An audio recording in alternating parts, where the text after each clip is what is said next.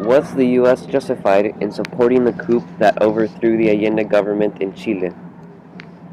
My response to that is, with the goal of protecting American interests by preventing opposing foreign powers, such as the USSR, from growing stronger, while protecting American investments in Chile, the United States supported a coup that would go against their own democratic ideals and cause harm to the Chilean people.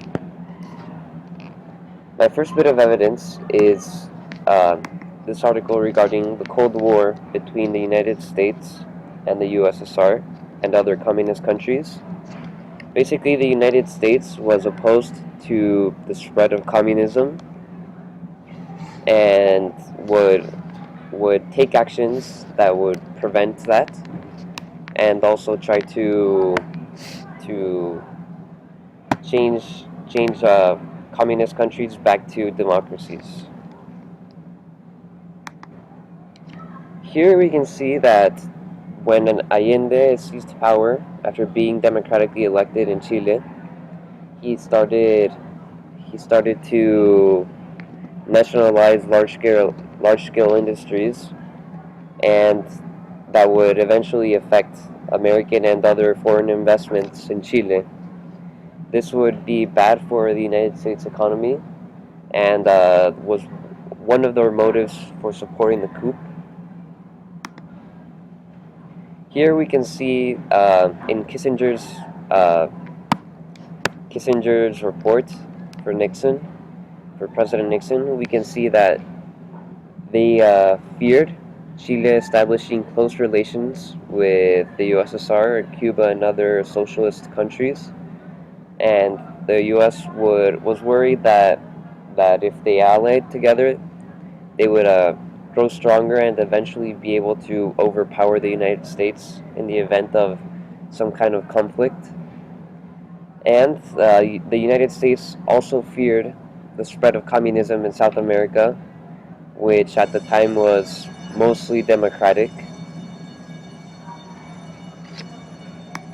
If you go to the state the state government website, we can see that the United States, their foreign policy is that every human has a right to democracy.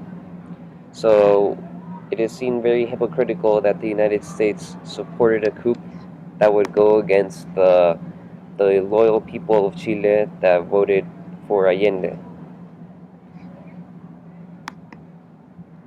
Finally, when looking at the final results of this coup, we can see that even though communism was abolished, Pinochet also created lots of negative effects that would affect the people of Chile. One example of this is the 3,000 people that were either executed or disappeared, and then the other 28,000 people that were victims of torture under Pinochet's regime.